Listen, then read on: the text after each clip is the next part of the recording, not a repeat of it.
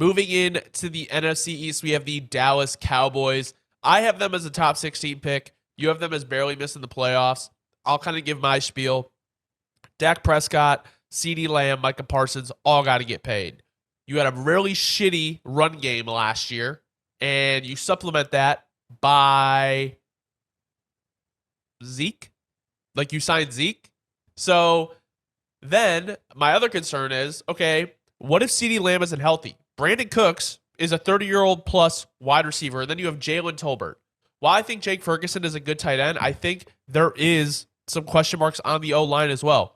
You lose Dan Quinn, so you know how, amped he had their defense last year and how much that they excelled, and then they lose a couple pieces as well. They lost so much in free agency compared to what they added in the draft and in free agency. I mean, you bring Eric Kendricks in as a linebacker, but it's like his prime days are kind of getting there. So I just could see them being one of those teams that just kind of has an off year. I know Dak does really well.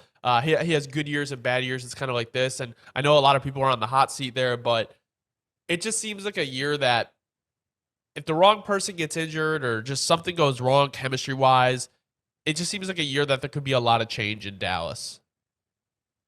And I completely understand that. I think, the way I looked at it was just like, I looked at it like Dak's can have another good year. But to your point, I was considering, like, it's very true, like Dak's career, and you kind of forget about it just because whenever he has the good year, you forget about the down years that were before. Whenever he has a good year, he's an MVP and they're about to go to the Super Bowl. And then whenever they go have a bad year, they're like, oh, is Dak the future? Like, you know what I'm saying? Like, it's always back and forth with them.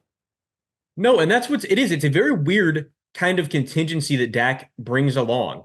But because it's very unique, you really don't see it much anywhere else. Like if ever, it's a very weird spot that Dak is in. But I think, to the point, I do have a lot of faith in the way this offense is built. I think at this point, it's the McCarthy system, right? So it's like I have faith that McCarthy's going to keep calling the right stuff and keep Dak efficient.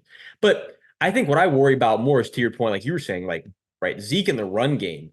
Like now we're adding two completely new guys to the line and young guys, very young guys at that. One of them who's incredibly raw is in Tyler Guyton, where it's like, however you Tyler Guyton right now, it's like, yeah, he could have a fantastic, ceiling. But even in terms of like how his rookie year is going to look, I don't expect a ton this season because there's just so much room to grow from the tape. Like, I worry more about the line play than anything. And I think then when I go to the defense, I'm like, okay, you know what? The linebacking core is what scares me the most. Like to your point about Kendricks and Lafu, like, okay, I've been hearing, that they've been saying Zimmer's been saying a lot of good things about Marist and that he's so pro ready, he's gonna be really good. But it's different when you actually got to get out there and play the games, right? So again, with that linebacking core, it's a little bit concerning. But everything else in the defense, you look and you're like, okay, I'm pretty confident in this defense still, And I think that's just kind of how I look at it. Like, yeah, the Cowboys could end up missing the playoffs, but like they really shouldn't. And that's why I had them where it's just like their ceiling or their floor is still just kind of making the playoffs and having literally to me just another Cowboys year. Like not much has changed, like for the better or the worse, just not much has changed. Okay. So I guess I'll fold with the barely missed playoffs, and I'll tell you why. This has been my determining factor on if I fold or not. If I was going to put $100 down on a tier, what would I feel more confident is going to happen? And I would say that they probably barely missed the playoffs outside of being a top 16 pick because they did pick at 24 last year. So that would be about a fourth of the league dropping. 8, 16, 24, 32. So I'll do barely missed playoffs. New York Giants. We have a bigger, it's still one tier, but you have them as a top 3 pick. All right, I got to break it down for the Giants fans because this is all right. Let me preface this with this. I actually really didn't want to have a third team in this tier, but I felt like it would have been wrong if you know what I mean. If I didn't, I was like, I'm not gonna lie to you. I only have 2 teams. I was thinking about it. Like, you know what I mean? Like I was like, if I only have, because I'll say this, spoiler alert, kind of. Initially, I had the Commanders in the slot for the final top 3 pick, but I was thinking about it and I was like, I'm looking around and here's the reality at this point. I have much more faith in Dan Quinn bless you. I have much more faith in Dan Quinn to figure out the situation with the defense, get this defense way back on track, and that Jaden Daniels is going to surprise a lot of people and have a much more productive rookie season. Then, on the other hand, having faith in, as much as, yes, we know Dable, and yeah, Dable can figure shit out, right? Dable's one of those guys that is going to figure shit out. But with the situation he has right now on offense, even throwing Malik Neighbors in the mix and seeing how amazing he's looking at camp, right? I just don't think, which is no surprise to anybody who's followed anything LSU related. But side note, like it's like I just don't.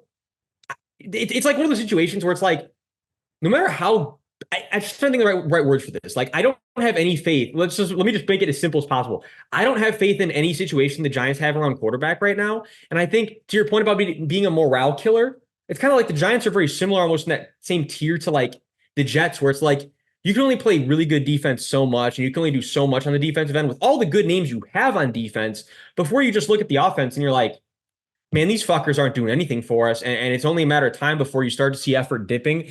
And again, it was kind of like it was between the Commanders and the Giants.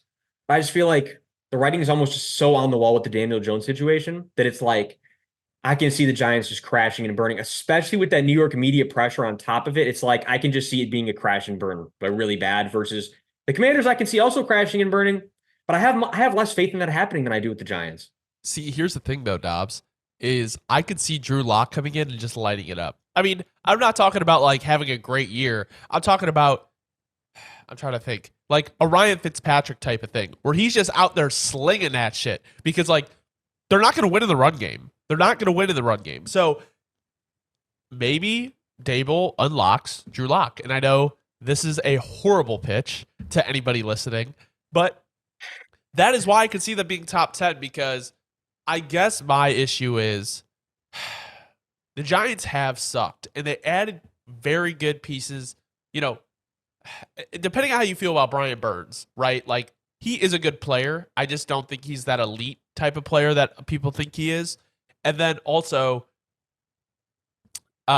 losing Xavier McKinney. I like Tyler Newman, but I don't know, how much difference he's going to make. So you have a great defensive line. You have Bobby Okereke as well. But when you look at the receiving core, you have Malik Neighbors, Jalen Hyatt, Darius Slayton, Wan'Dale Robinson. Yes, you have Andrew Thomas, Evan Neal we're gonna play this game again. Like, the interior of the offensive line is okay. I think they should be okay enough to be in that top 10. And I don't see this team being a top 3 pick. I think they are better than that. And I would rather put my money on a top 10 pick than a top 3 pick. And no, I completely understand that. I totally do. Again, it was literally just a toss up for me. And I wanted to give a little bit of faith to my, maybe a little bit of LSU bias. I just couldn't sell my boy Jaden Daniels like that yet. I was like, I got to give, you know what I mean? I got to give Jaden some time. Faith in Dan Quinn. I also just want to say, before we move on to the next team, a little bit of a little tangent here to pay attention to your point. Xavier McKinney, as we know, was playing free safety last year. Well, it's not like you're replacing McKinney with Newbin, because Newbin's over here playing strong safety on the depth chart. And now you're going to have Jason Pinnock out there, which, in the nicest way possible, it's a downgrade. Like, it's a downgrade at positions. You know what I mean? Unless Pinnock has an absolute complete career turnaround this year, which anyone can, I'm not trying to sound anyone short, but in terms of, as I would say, in terms of statistics, that's how I look at everything. Statistically, how likely is that he's going to produce anything replicating Xavier McKinney last year? Not very likely. So the bottom line is that as for as many upgrades as the Giants did make, they downgraded a lot too. So there's just a lot of questions about the Giants, no matter how you want to slice it. Let's go top 3 pick. This is the floor. Let's get a little crazy. So, Giants fans, I know you're going to hate it. Philadelphia Eagles. I'm selling shit good today, bro. I'm like a salesman today. I'm trying to, when we do like the ceilings and floors, because they are literally either all the way this way or all the way that way, I'd rather go more on the extreme, because we know it's going to be in the middle somewhere. And with the Philadelphia Eagles, we have them both as an early playoff exit. This team revamped in the offseason. They added Saquon Barkley. They had a really good draft, adding Quinyon Mitchell and Cooper DeJean. Losing in the first round or second round would almost be a disappointment. They should be going to the NFC Championship or the Super Bowl this year. Absolutely. And again, like with a team like the Eagles, and it's actually a very good thing. Like, Eagles fans, it's a good thing. if there's not a ton to say about your team, it's for the best. It's usually very much for the best. And all I really need to say about the Eagles in terms of like why that they it's even justified, like you're in a position where guys you drafted, you can just move around their positions. You're so well built that you can just mold guys to figure out however you want it. Like there's so much depth on this roster right now that the Eagles are literally just they're just gonna as they are they're moving guys. They're just figuring out the best plan for everybody. And on top of that, they're like I sound like a broken record, but there's just so much depth.